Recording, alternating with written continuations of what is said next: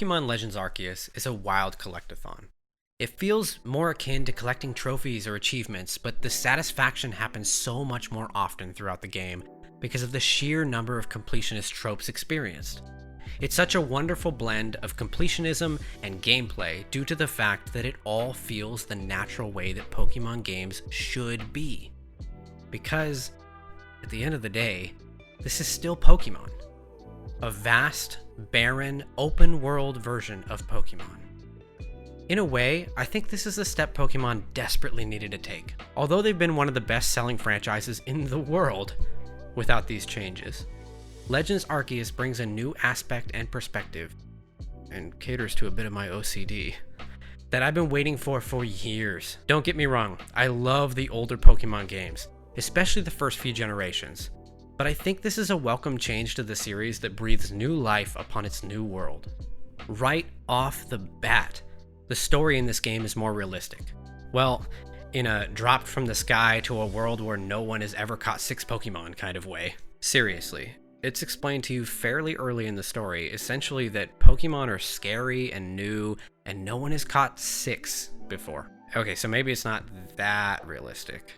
What is realistic about it, though, is that you seem to have a true purpose. This isn't the traditional, you're 10 years old and you live next to the professor's house, so he sends you to fill his Pokédex kind of game. The reason you're filling out the Pokédex is because no one has caught even 6 Pokemon yet, and you're actually tasked with researching them. In the grand scheme of stories and games, this isn't the greatest.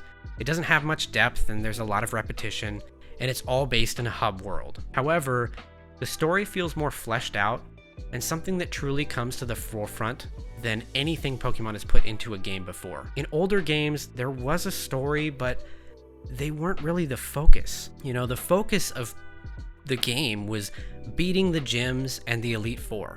In Legends Arceus, not many people have caught Pokemon before. I can't say that enough for some reason. And the god of Pokemon is manufacturing chaos in the form of some frenzied Pokemon.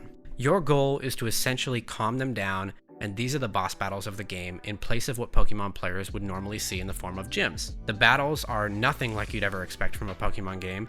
In fact, they're a mixture of dodging and throwing items in third person. Think like a toned down Dark Souls type game, plus, I don't know, throwing stuff before the Pokemon in front of you rams you in the face. The main focus of this game is filling out your Pokédex, and it's oh so satisfying doing exactly that. The gameplay differs in a number of ways from what we're all used to. First, you can catch Pokemon in seconds. I really mean seconds. They took elements from the wild area in Sword and Shield and added one more element. You throw Pokeballs in the overworld, and you can catch most Pokemon without even going into combat. In fact, almost the entire game is the overworld, to a point. You still go into combat, but without a standard loading screen.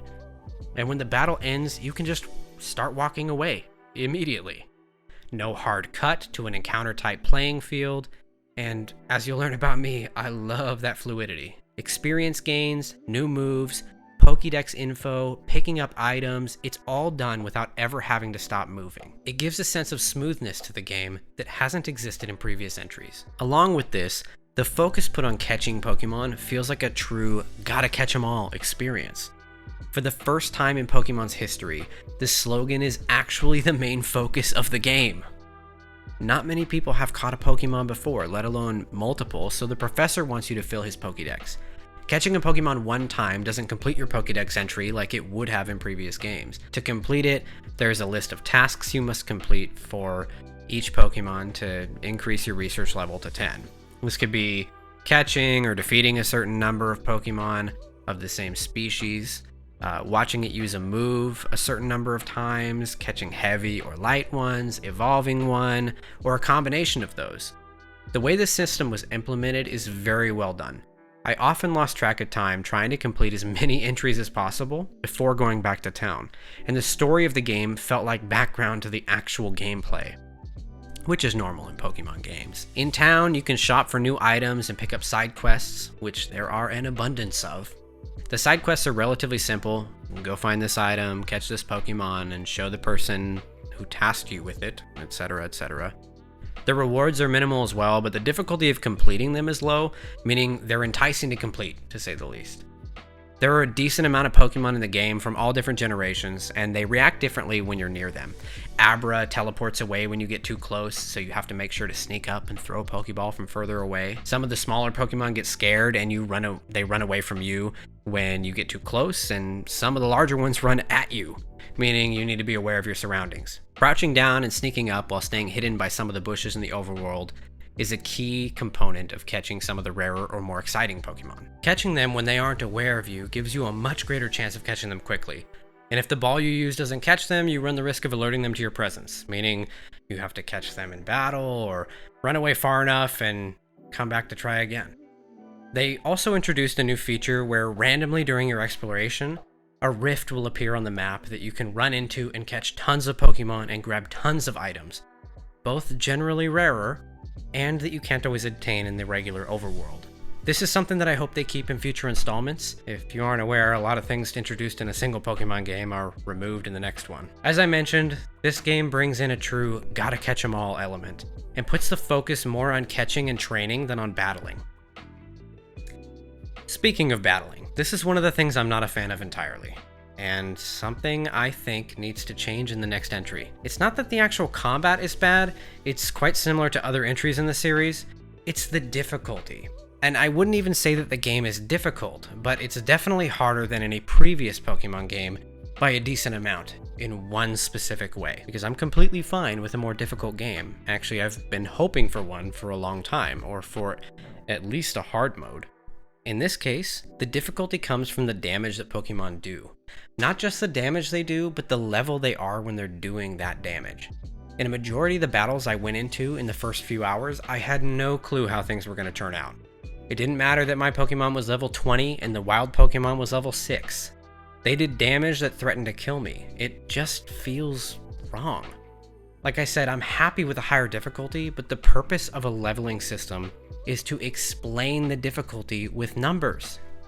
If level 20 and level 6 do about the same amount of damage, the leveling system is useless for the player, and therefore it's unnecessary. Another thing I wasn't a big fan of is that multiple Pokemon can fight you, and you aren't able to send out multiple Pokemon to fight back. This creates an uneven playing field when paired with the level to damage disparity. You do have a bit of control of this, but it just feels like a gimmick that wasn't checked enough before their release. That's not to say I don't like the game, so don't get that idea. The gameplay as a whole is great, and graphically, the Pokemon look better than ever before. The scenery is lightweight breathtaking. Being able to climb to the top of a mountain and just look over the horizon makes you feel like you're truly in this large open world, and it dwarfs the scale of any previous entry, even if it may not be that much larger. The different zones you can go to are all open to explore in their entirety, with multiple different landscapes and zone-specific Pokemon, and there's a fair bit of traversing from place to place.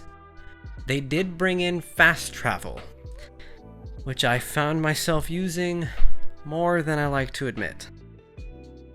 I'm not the biggest fan of that concept in general. Along with that, the world is full of Pokemon, so exploring each zone and backtracking a few times is not by any means boring. There's a day and night cycle that happens in real time with subtle accents of music tracks to assist in the transition, and different Pokemon come out at night providing variety. This is similar to other entries, but is done very well here. As always, you have HMs, although lately they've been replacing HMs and bicycles with Pokemon to accomplish getting to new areas. You have a Pokemon to ride quickly, your bicycle replacement, and you have one to scale walls, your rock climb replacement, a water Pokemon to swim on, obviously your surf replacement, and more. As far as performance is concerned, I never experienced any issues. No stutters, no glitches, no times where something happened I didn't expect graphically. The UI is clean as well and has a nice aesthetic to it. In the overworld, it's almost non-existent, and in combat, it's minimal but informative. The menus are clean and well organized. I honestly have no complaints when it comes to the majority of the game. Overall, this is a great progression for Pokemon from the previous entry, and it's a good first shot at making a more open world game. Changing the formula is something that is refreshing, but also makes me feel nostalgic for the old games. I don't know if that's something that I'm happy about or something that makes me wish we could go back to the old days.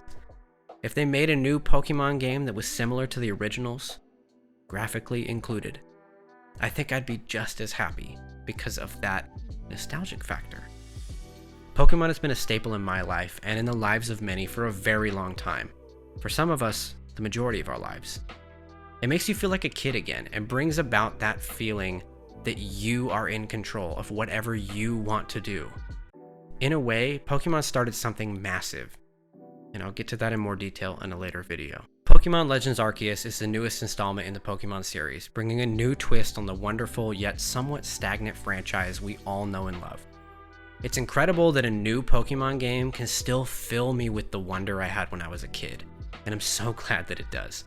I'll play this until I've completed my Pokédex, and even then may immediately start over right again.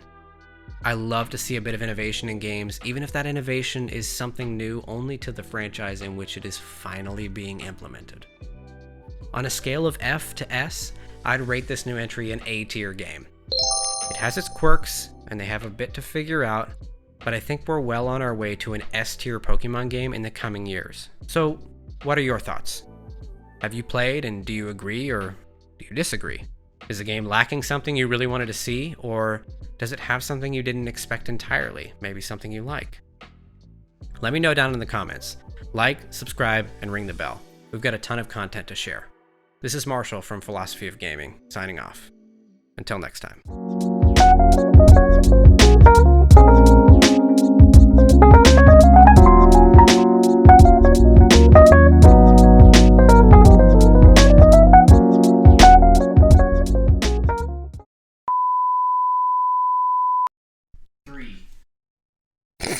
I forgot what number they are.